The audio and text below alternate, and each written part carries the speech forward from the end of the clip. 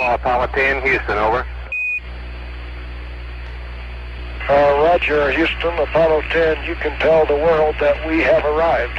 Roger, 10, it's good to hear from you. You wouldn't believe this thing. We got John coming through nicely on the tube. What was the three fingers for?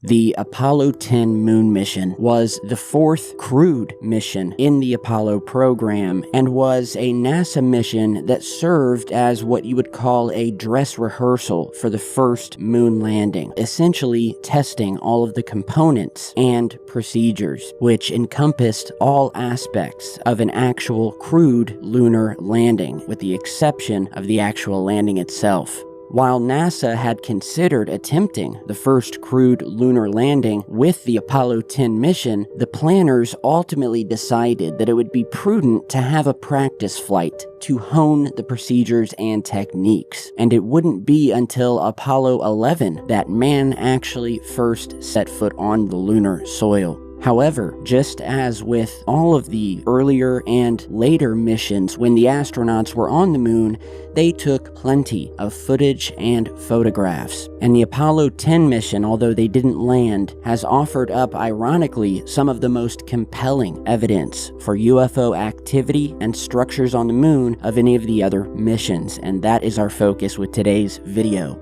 So, to start out, I'm going to show you probably one of the most well-known pieces of UFO footage captured from the astronauts within the lunar orbiter as it drifted about 73 miles above the surface of the moon, and which, as you will see through the rest of this video, other mysterious activity occurring on the moon's surface that you have likely never seen before.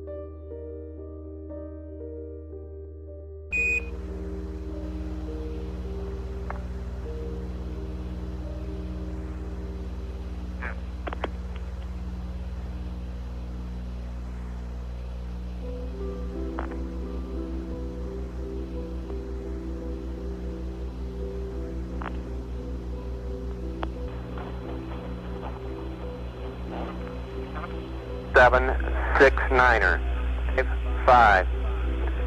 Noun 86 is plus 0, 1, 6, 7, 5. Plus all ball minus 0, 0, 5, 6, 8.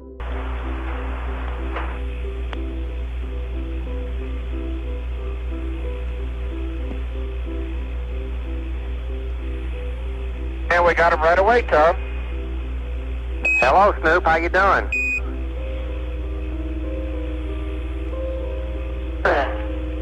Hi, Snoop on high gain. How are you reading us? Bye-bye, All right, reading you loud and clear. We're about 30 or 40 feet away from him. Been station keeping for about 5-10 minutes here. Roger, could you give us poo and data? We got a load for you, and you're ready to copy some pads. As I replay you this clip, I want you to note that as this white, unidentified object flies underneath the lunar orbiter here, the antenna begins to turn and track the UFO, doing a complete 180-degree turn as the UFO passes underneath.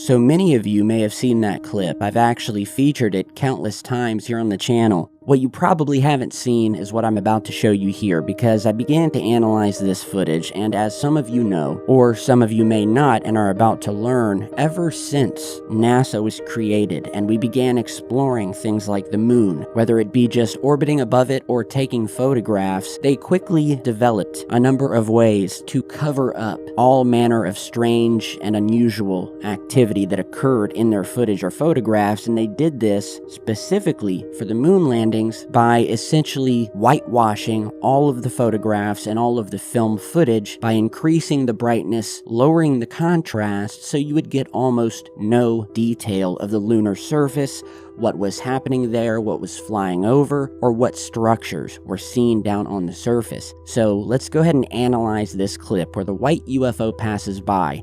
Now, as I was analyzing this frame by frame, and especially as the mystery white UFO passes under the orbiter, I detected what I believe to be some sort of signaling system occurring via structures down on the moon's surface, but appear to be synchronized and linked or interacting with this UFO. So let's zoom in to the first anomalous thing that occurs, and that is within the edge of this massive crater down on the moon's surface to the right. And as we increased the contrast to actually be able to see the surface features, I noticed what appeared to be right on the rim, mounted within one of the peaks of the crater, is a large dark opening or entrance wherein which either a signal or a light or an object could be shot out from or beamed from.